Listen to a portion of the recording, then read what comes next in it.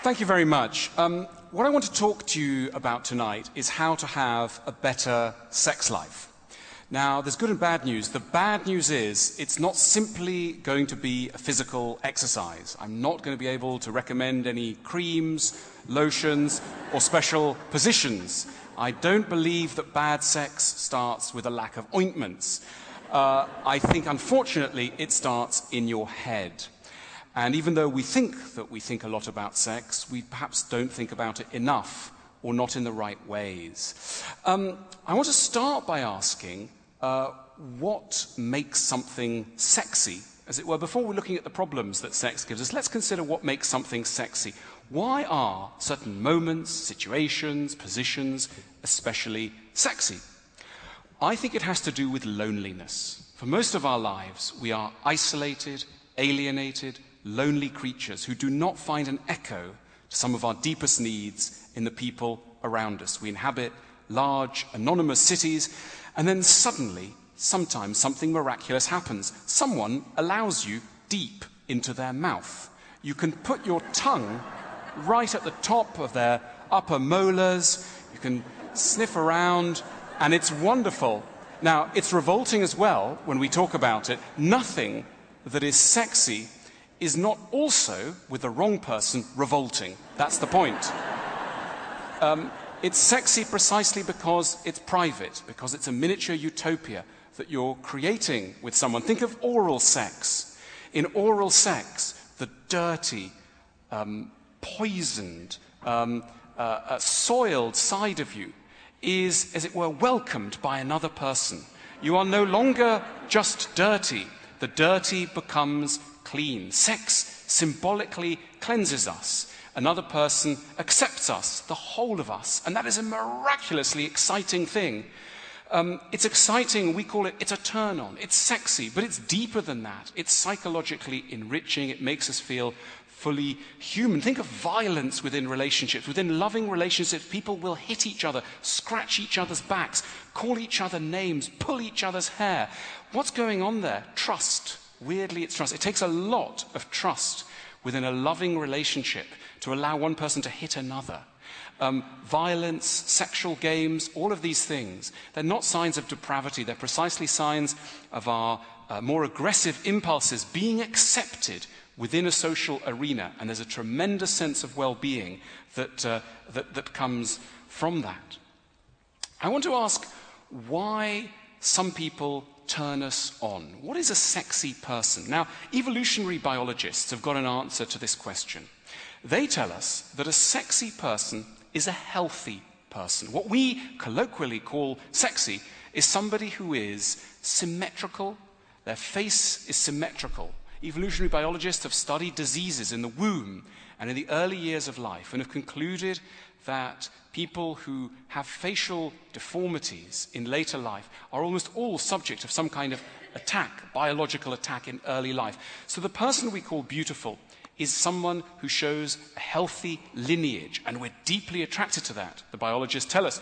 Here's the work of a guy in St. Andrews who looked at pictures of lots and lots of pretty women and then distorted some of them and asked his students to rate on a scale which ones they thought were attractive or not. So here are a couple from St. Andrews. Now, I think that most of you should find this lady more attractive. She's a version of this one, but this one's got a nostril. Something's gone slightly wrong with her nostril and slightly wrong with that eye, and that's why we don't want to ask her out on a date.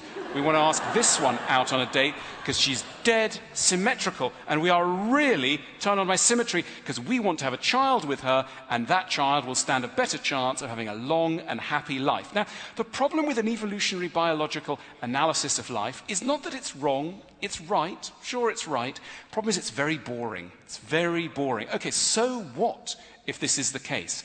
That doesn't really explain the richness of why certain people turn us on.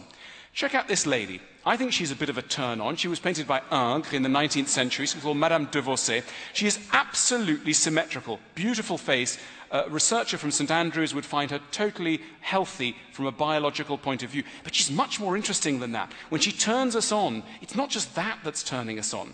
It's the fact that we can read psychological traits in her face. She shows a certain humor, a tolerance, a dignity. She's open-minded and yet strong. And when we say this woman is a turn-on, we're turned on not just by signs of her health, but by a whole person. We live in a culture where we're often very suspicious of the body, of the surface. We hear that phrase, she only liked me for my body. He only liked me for the outside of me. And that's taken as an insult. I want to argue that a lot of us is present in the physical envelope.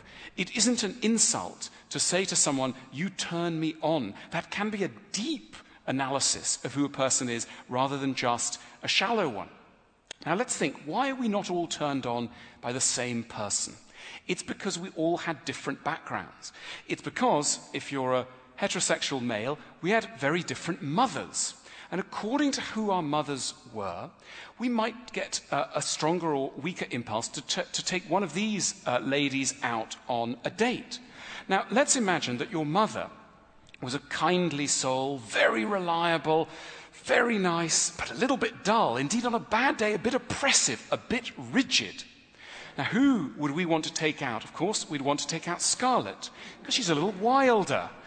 There wouldn't be such a problem of rigidity with Scarlett. She's more on the chaotic end, as Philippa would say. So we need a little bit of that if we're inclining towards the rigid.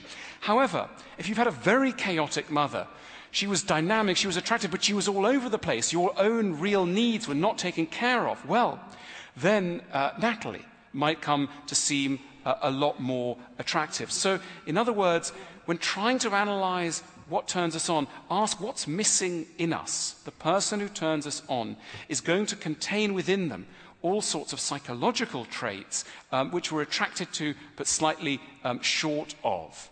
So what I'm trying to say is, don't dismiss the notion of sexiness as merely a superficial category. It's a very deep one. There's an awful lot of human psychology in the surface analysis.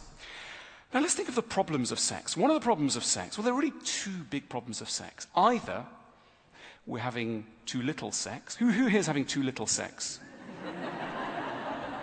Yep. Amazingly well-sexed audience here. And some of us are having too much sex. Who's having too much sex here? Who's in the grip of a sexual obsession? Come to this later. I'll talk in the bar. Now, why do some of us have too little sex? Part of the problem is that the person we have sex with generally is someone we're trying to do an awful lot of other things with. You know, in some cultures, at certain periods of history, people split out roles. You know, this person I'm just going to do the accounts with, this person I'm going to raise children with, and this person I'm going to have great sex with. Now, we've rolled it all into one. This person's going to be this person called my wife or husband, and I'm going to do everything with them. I'm going to put out the bin bags with them, I'm going to raise the children with them, I'm going to have sex with them, I'm going to do the accounts with them, and I'm going to plan the interior decoration of our home. Problem is that sex gets very squashed among all these different priorities. It means that if there's a problem with any of those targets, sex takes a hit. So in order to get back to having a bit more sex, what you need to try and do is remember what it was like to see that person when all you were trying to do was have sex with them. Now, there's a website that tries to encourage you to do that. Don't go on it immediately. Later tonight, it's called postyourpartner.com. And on postyourpartner.com, you take a picture of your partner naked and you stick them on, and you get aroused and masturbate to the sound, to the notion that other people are watching your spouse or your special friend, and that's erotic. Now, what's going on there? What's going on there? Got to keep a straight face. What's going on there is that you're using the libido of others to remind you of what it was like to fancy your partner before you started putting the bin bags out with them. You're using them as a guide to remembering what's a turn-on. Now, for those of you not into that, into postyourpartner.com, there is an alternative.